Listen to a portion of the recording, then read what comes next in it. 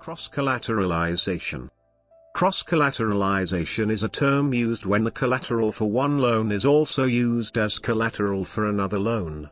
If a person has borrowed from the same bank a home loan secured by the house, a car loan secured by the car, and so on, these assets can be used as cross-collaterals for all the loans.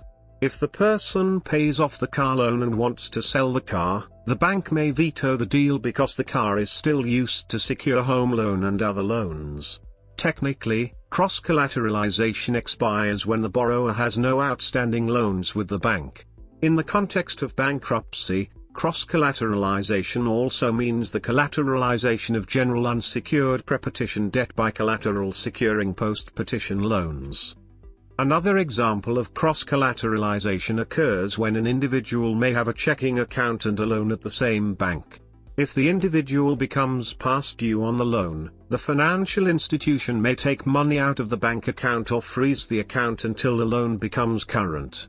Because cross-collateralization reduces the lender's risk, credit unions often offer cross-collateralized loans as a way to give borrowers lower interest rates.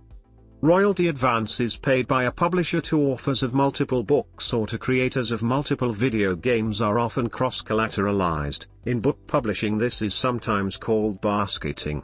In this scheme, the publisher pays no royalty checks to the creator until all of the books, or video games, or other works of authorship, have earned out their advances.